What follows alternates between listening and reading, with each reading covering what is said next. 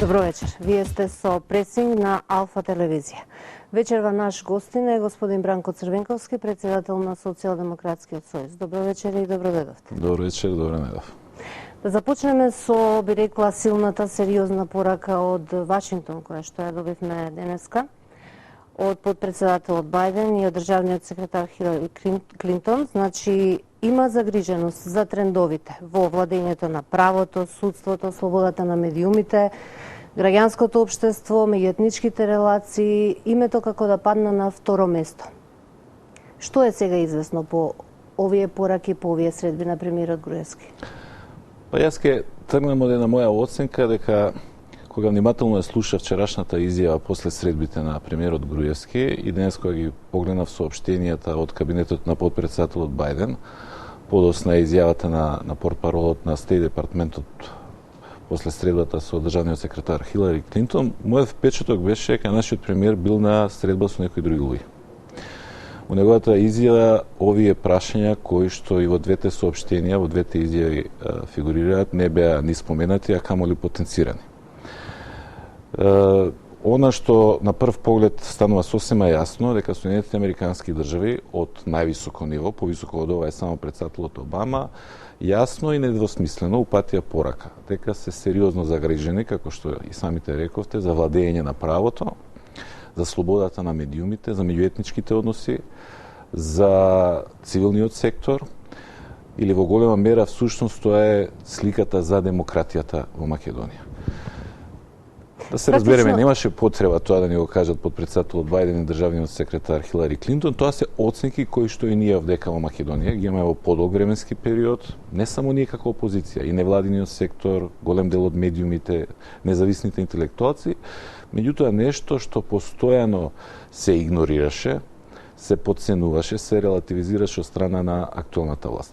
Ако дозволите само една мал коментар на она што го рековте, не би излекол таков заклучок дека проблемот со името во однос на Република Грција и преговарачкиот процес е ставен подолу во агендата. Тој е исто така очигледно бил дебатиран овие средби, пораката е истоветна, а тоа е дека преговорите треба да се забрзаат и што е можно побрзо да се дојде до компромис како единствен начин да се деблокираат евроатлантските интеграции.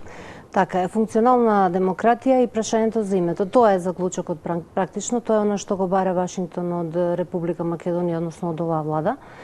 И сега знам дека не е едноставно да се прогнозира, но што е она што може да се очекува како наредни потези на Груевски? Значи, денеска еве веќе нели се прават комбинаторики, ќе се решава името, нема да се решава името, ќе се оди на предвремени избори. Каде вие сега мислите дека ќе биде фокусот на оваа влада? Навистина неблагодарно се предвидуваат следните потези на Груевски и на ВМРО ДПМН. Впрочем, во изминатите 5 години се уверивме дека во слични ситуации, кога јасни пораки доаѓа и од Вашингтон и од Брисел, се влечеа некои сосема спротивни или нелогични потези, и тоа е и причината зошто веќе на Македонија не и се верува или не и се верува во доволна мера како порано дека на вистина сме искрени во определбата да станеме членка на НАТО и на Европската унија. Соединетите американски држави го кажаа своето од највисоко ниво.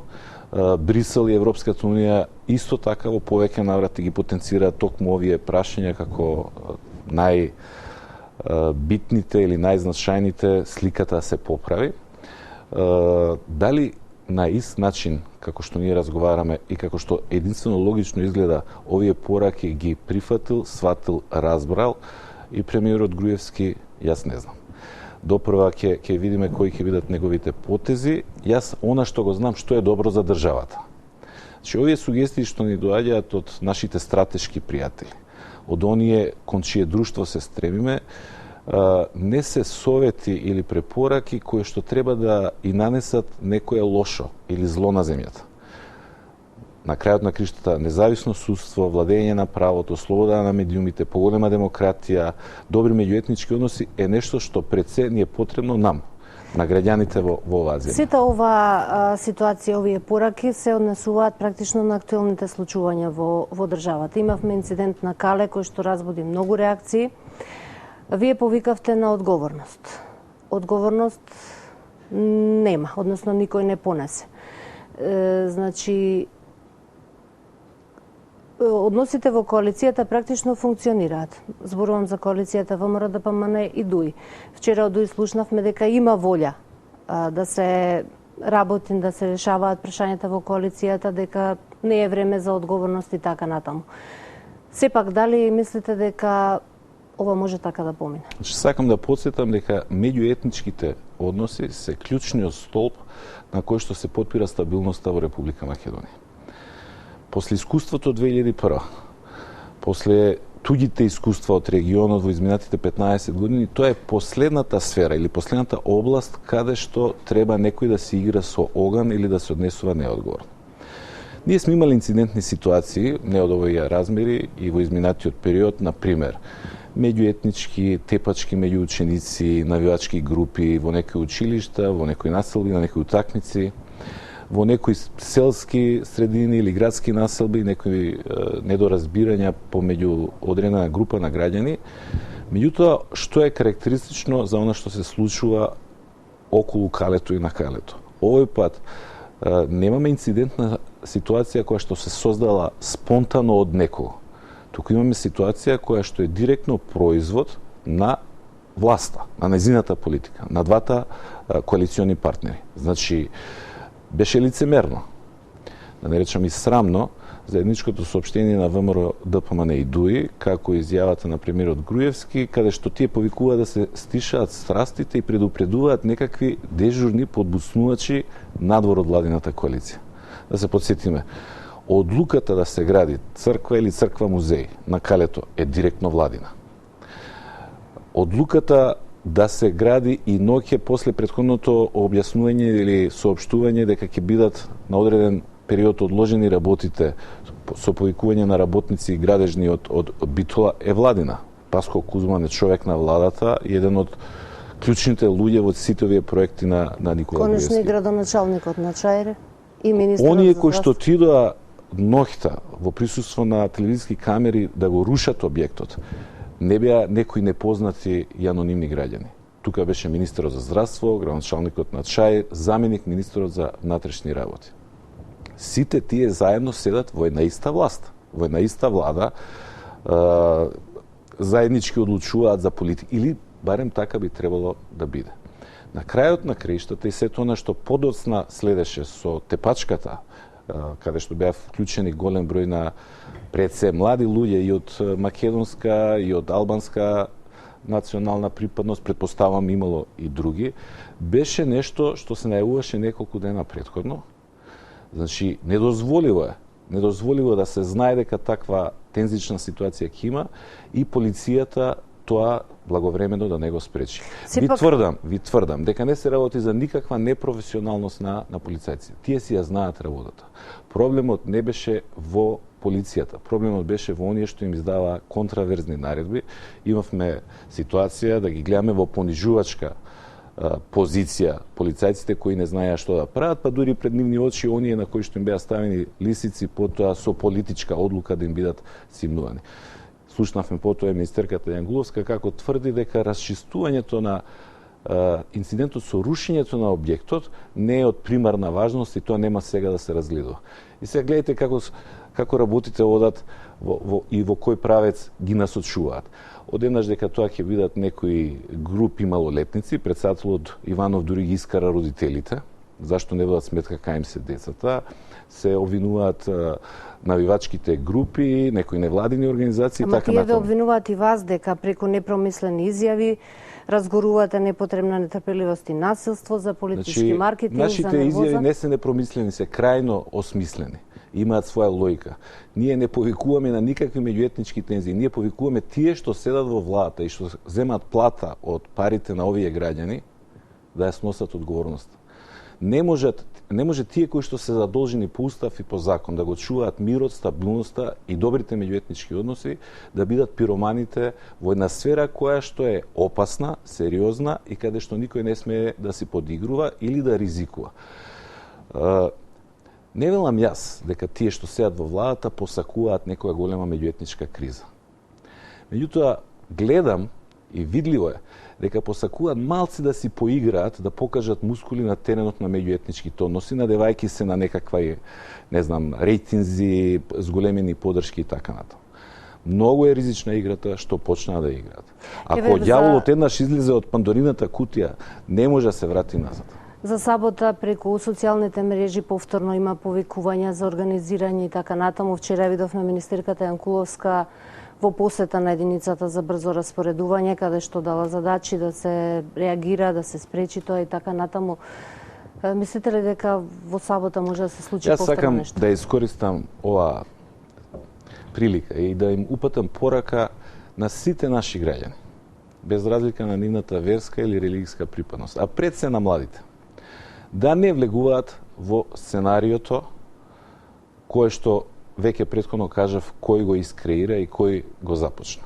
Нека ги остават Груевски, Јанкуловска и Паско Кузман лично нека одат и нека ја градат црквата музеј и нека ги остават Бујар Османи, Бучи, не знам, градоначалникот на Чаир или не знам кој друг од министрите од ДУИ што седат во владата, лично да ги спречуваат или да го рушат објектот. Нека не влегуваат во туѓи сценарија. Тие се избрани и тие се платени од овој народ да му обезбедат мир, а не да си играат с оган. Добро. Значи, вие побаравте предвремени избори. Го напуштивте собранието, го бойкотирате, имавте 5 услови што ги побаравте, таман помисливме дека владата почнува да исполнува некои од условите околу сметката со одмрзната сметка на еден, повторно е замрзната. Нешто се случува околу промените на министерот Маневски од судскиот совет, избирачките листи велат дека се исчистени. Кој е оној максимум што ќе си го дозволите за да не го бойкотирате собранието, односно која е линијата што треба владата да ја постигне за вие да се вратите?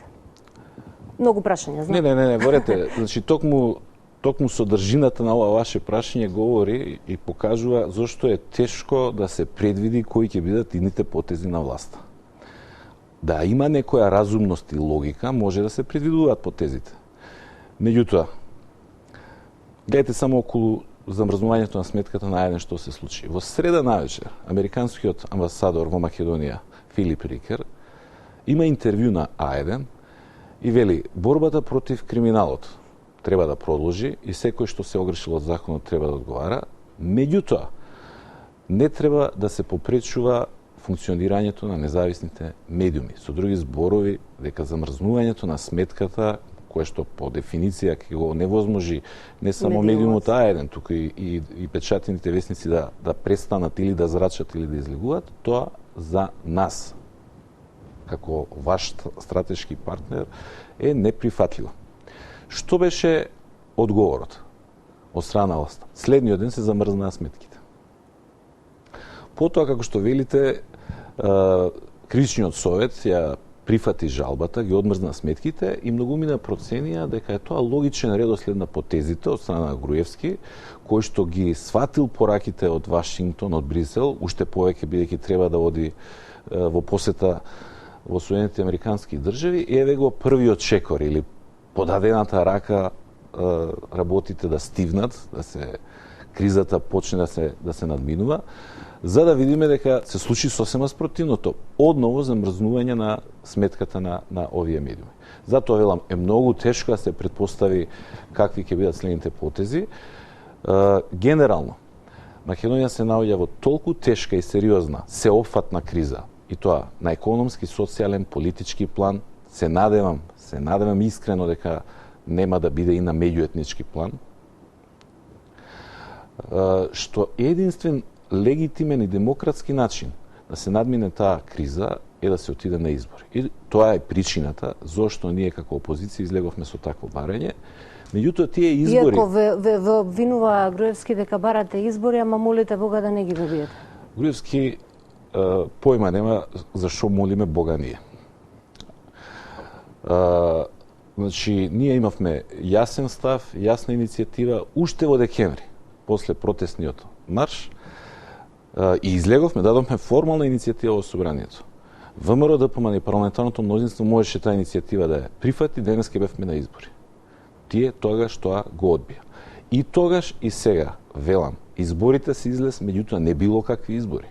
Значи мора да бидат фер, демократски избори, да добиеме значи, зборуваме власт. за изборниот законник, зборуваме за листите чисти. Апсолутно, зборуваме за елементарни услови за фер избори. Нешто што дури без нашите барања и без нашето излегување од собранието се подразбира. Значи, измените на изборниот закон мора да бидат донесени со консензус меѓу власта и опозиција, не со надгласување. Ама и избирачките листи треба да бидат исчистени со консензус, ама еве владата вели дека се исчистени. Владата само еден ден после лидерската средба, на која што го изложивме барањето за парламентарна комисија, која што во разумен рок ќе направи проверка на избирачкиот список. Значи, 24 часа подоцна, пазите, ни 6 месеци во изминатиот период, ни година дена, ни 5 години е оваа власт, веќе другиот ден, каква коинциденција, излегува со тоа дека избирачкиот список е чист. Во истата изјава Јанкуловска вели дека иако матичните книги народени во период од 50 до 80 треба ги провераваме до мај. Па за каков прочистен избирачки список? Прашањето ми е, владата очигледно не се обзира многу на тоа што вие барате консензус, ги завршува работите што смета дека треба да ги заврши. Каде вие ќе го барате консензусот? Како ќе се разберете со владата дека нема консензус или има консензус ако тие решат да распишат избори? Како ќе се создадат тие услови за фер избори? Тоа ми е прашање. Ајде да бидеме искрени. Нашата намера не е да се разбереме со владата и со власта. Нашата намера е на следните избори да ја поразиме власта и оваа власт да си замине. Она што ние го бараме не е нешто преку леп погаче, туку елементарен предуслов во секоја нормална парламентарна демократија. Така било и до сега. И во 2006 година, кога се одеше на парламентарни избори, тоа СДСМ беше на власт, претходно долго време се усогласуваа позициите на ВМРО, ДПМН и СДСМ, како и на ДПА и ДУИ, се со цел сите да се согласат дека постојат услови да одиме на фер избори. Бидејќи тоа е интерес на државата, тоа е едно и пишано и непишано правило во секоја демократска земја. Ме прашувате што ако власта продолжи да ја игнорира опозицијата, сама си го менува избор. Јас се извинувам да прекинам, но конкретно меѓу владачките партии е договорено да отпочне првата фаза на уставните измени. Сега дали ќе има легитимитет таа фаза? Вчера гледам дека не е баш договорено, бидејќи одеднаш излезе со уште 2 иницијативи за други уставни измени околу воведувањето на Баден-Тери и така натаму. Долго време мислевме дека се е договорено околу Скопје 2014. Па видовме дека не е се договорено. Еве околу Калето видовме дека не само што не е се, дека ништо не се договориле. Значи, меѓутоа какви се односите меѓу владините коалициони партнери нека си ги решаваат сами. Ние сме надвор од собранието, условите се дефинирани, разумни сме, условите кои што ги дефиниравме се навистина рационални, оправдани од било кого. Видите, ние неавме жестока осуда од било кого, ни од Брисел, ни од Вашингтон, на нашата одлука да го напуштиме собранието. Никој не оцени дека нашите барања не треба да се стават на маса. Значи, сосема свесно дефиниравме услови кои што се логични, разумни. Сакате да кажете дека добивте поддршка од сите амбасадори на Европска унија и така натаму кои што беа во вашето седиште, се видоа со вас?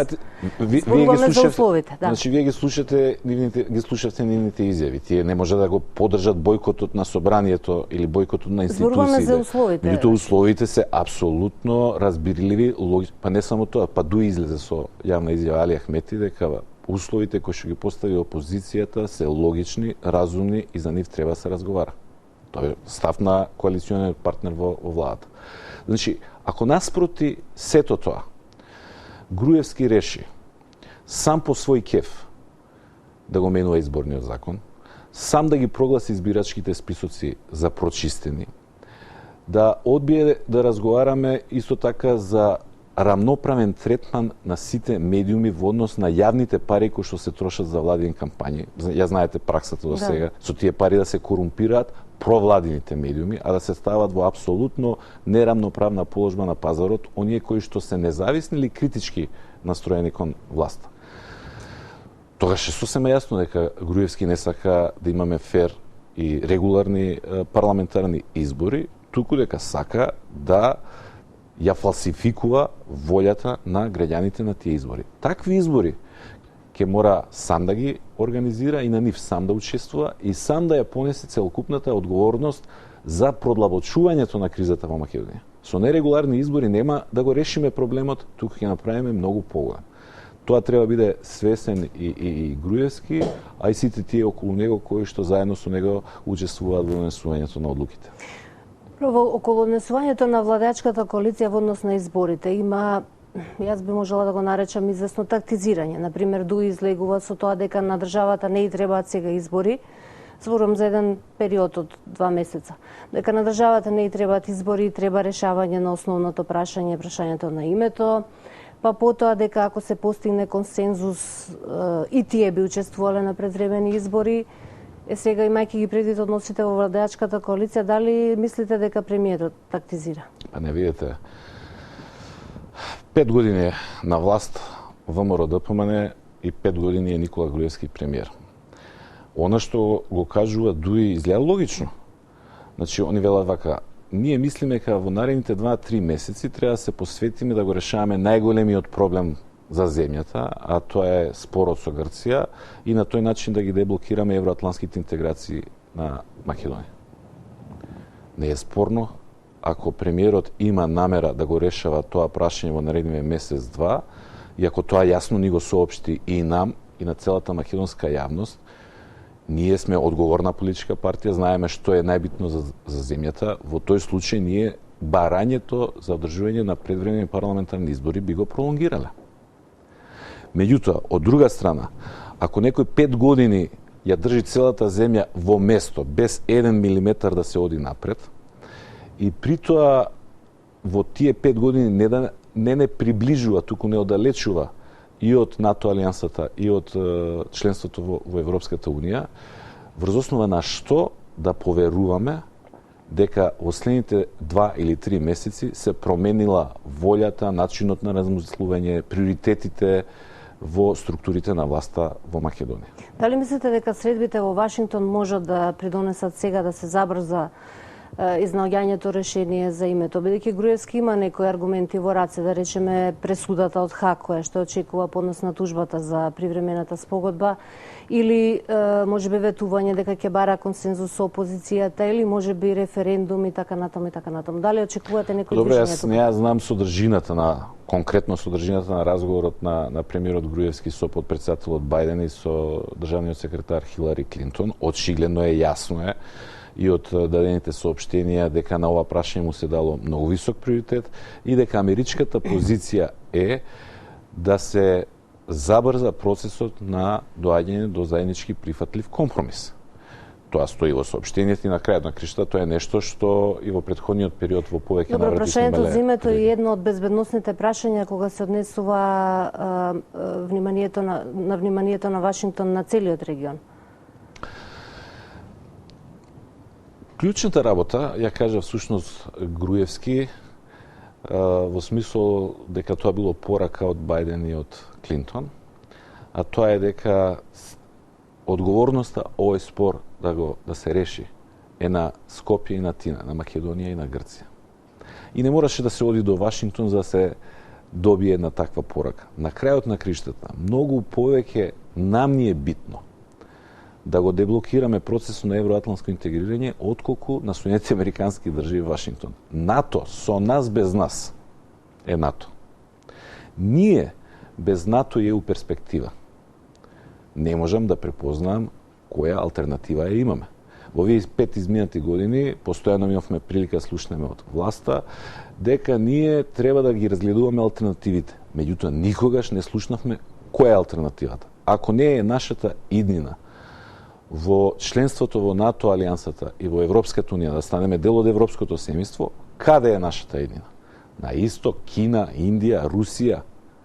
Па да седнеме нека чуе овој македонски народ, нека чуе овие граѓани во оваа земја, која е иднината што ВМРО ДПМН и Никола Груевски им ја нуди.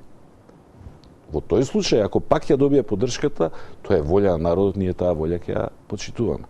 И повторно за изборите, ја подготвувате СДСМ за предвремени или редовни парламентарни избори, се едно. Дали сте задоволни Од тоа до каде е СДСМ, дали можеби се наметнува некоја идеја за можни нови кадровски решенија?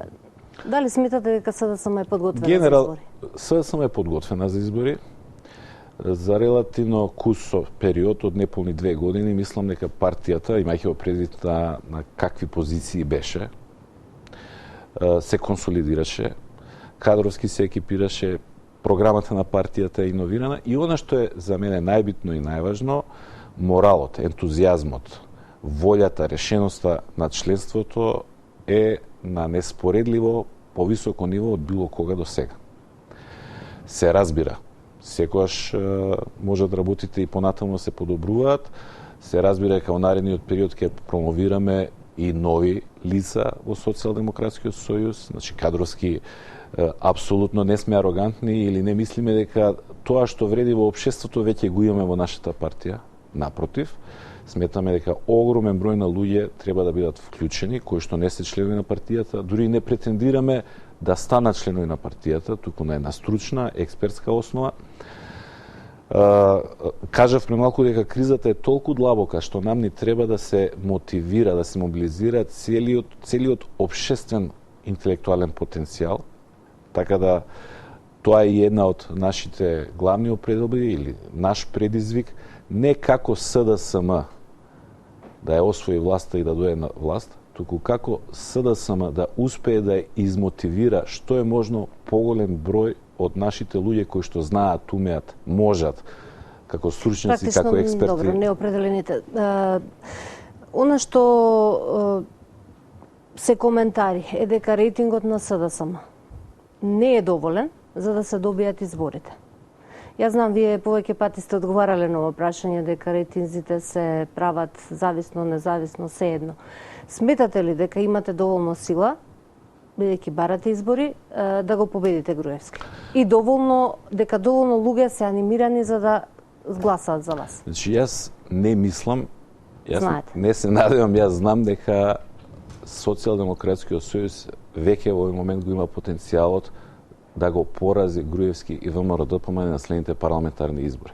Не велам ја дека сите анкети кои што се појавуваат во јавноста се наместени, нарачани, платени и така натаму, иако поголемиот дел нив се такви, искрено речено, жалам за историската големина на такви дејци како Павел Шатев или Чуповски, кои што денеска мораат да бидат користени нивните имиња за имиња на некакви институти као независни кои што се доведуваат или ја доведуваат целата македонска јавност на секои 3 или 4 дена да слушаме или да се пласираат некакви, ама апсолутно измислени бројки. Значи, срамота е за имињата на тие луѓе. Вие ќе ги добиете изборите. Сепак, рековте дека пред изборите, сега или после, или во кој момент ќе соопштите влада во сенка. Рековте дека вие не мора да бидете премиер, но кога ќе ја слушнеме и кога ќе соопштите владата во сенка? Значи, ќе го повторам ставот, владата во сенка ќе биде соопштена во најпогодниот момент, а кој ќе биде тој најпогоден момент, зависи во голема мера кога ќе знаеме со сигурност кога ќе бидат изборите. Пазите, ваква пропагандна машинерија, како што во овие 5 години ВМРО-ДПМН користи, при тоа плаќајќи со народни пари, со јавни пари, за да бидат отцрнети политичките противници, не се памети. И не е можно, не постои друга таква во демократска земја. Значи би била политичка наивност од наша страна да соопштиме влада во сенка прерано и на тој начин да им дадеме шанса преку негативна кампања да ги дискредитираат. Го имате ли прототипот на човекот кој што треба да ја предводи таа влада? Значи, ако ме прашувате за премиер, фотороботот или прототипот или профилот, ајде да употребиме можеби поприкладен збор, профилот на идниот премиер произлегува од проблемите со кои што се соочува оваа земја во овој период и кои што идната влада ќе мора да ги решава. Да го преформулирам прашањето, кој ќе биде главното мото, главниот адут на изборите при избори редовни или вонредни на СДСМ? Главното мото или главниот слоган допрва ќе се смислува или Зборувам за суштината, за она што ќе го ветите пред граѓаните. Значи, програмата веќе е сеопфатно подготвена, се разбира за да стане изборна програма, потребни се конкретни проекти со рокови во кои што тоа треба да се направи. За изготвувањето на програмата имаме намера да бидат вклучени што е можно поголем, јас се надевам, огромен број на наши граѓани широм Македонија во наредниот период. Меѓутоа, ако ме прашувате мене лично во овој момент со една реченица, што е тоа што треба да направиме? Значи, конечно како народ мораме да се соочиме со нашата катарза или со големиот предизвик. Дали сме за европска Македонија или сме за античка Македонија? Кога велам европска, не мислам само на Брисел, и кога велам античка, не мислам само на спомениците на плоштата. Туку ги користам двата термина како синоним за се што се подразбира во една модерна политика која што не води напред кон иднината, или од другата страна политика која што не само што не ги надминува фрустрациите историски од минатото, туку ги реактуализира и ги прави уште поголем. Значи, тоа е и тука апсолутно сакам да потенцирам дека ова не е дури ни прашање само за етничките македонци, туку за сите што живеат во оваа земја. Каде сакаме да одиме? Кога велам има економска, социјална, политичка криза, има уште една, таа е најголема криза на перспективата, на иднината. Ние не знаеме каде се движиме. Има периоди кога за народот е многу тешко. Економско, социјално, криза економска, ама луѓето знаат дека ова треба да се издржи година, 2-3, бидејќи на крајот патот не води, целта е таа, знаеме што ќе постигнеме. Која е нашата иднина, која е нашата перспектива со оваа политика што се води во овие 5 години? Јас верувам дека најголем дел од граѓаните не знаат. Господине Црвенковски, јас многу ви благодарам што бевте гостин во пресинг на Алфа телевизија. Благодарам ја на вас. Почитувани гледачи, пресинг има и утре во 18:30. Останете со Алфа. Довидување.